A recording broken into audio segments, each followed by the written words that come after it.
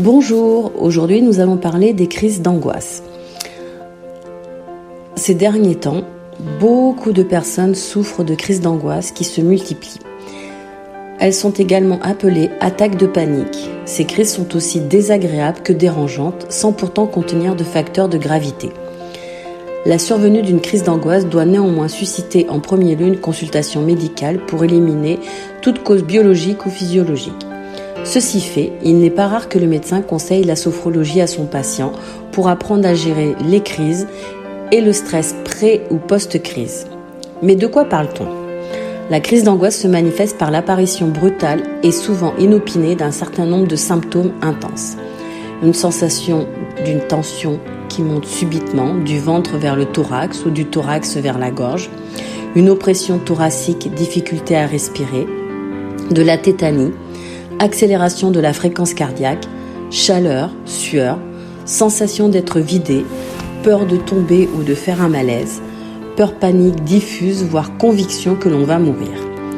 La plupart des crises d'angoisse se développent à partir d'un épisode inaugural qui a créé un premier conditionnement magistral. Ça peut être un choc, un accident, une agression, une panique en voiture ou dans les transports.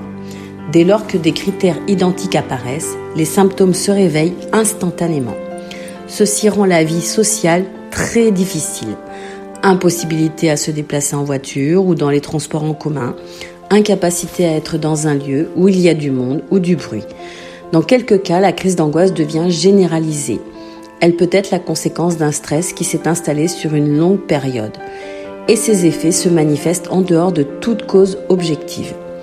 L'individu, qui est une victime, se trouve sensible à tout et de plus en plus sensible. La crise d'angoisse génère des anticipations négatives qui entretiennent et amplifient l'angoisse. C'est le serpent qui se mord la queue. Donc, plusieurs solutions et thérapies peuvent s'offrir à vous.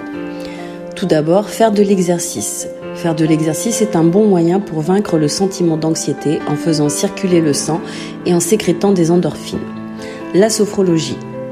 La sophrologie peut se pratiquer de manière autonome ou à l'aide de consultations avec une personne formée.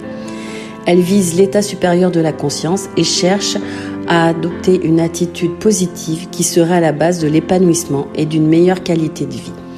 Diverses techniques sont utilisées, la parole, l'image, la respiration. Vous pouvez la pratiquer de position allongée et cela vous permet de faire une pause, de renouer avec le présent, de détendre votre corps et cela vous permet de pouvoir prévenir les crises. Il n'est pas possible de les faire disparaître complètement, mais il devient plus facile de les aborder sereinement pour les faire passer rapidement. Les personnes qui connaissent bien leurs déclencheurs peuvent même agir en amont de certains événements ou situations de manière préventive. Les événements potentiellement anxiogènes demeurent sensibles, mais il est possible de les désamorcer pour les aborder avec une plus grande maîtrise, doublée d'une satisfaction dès lors que les symptômes s'atténuent puis disparaissent. Vous avez ensuite la réflexologie faciale.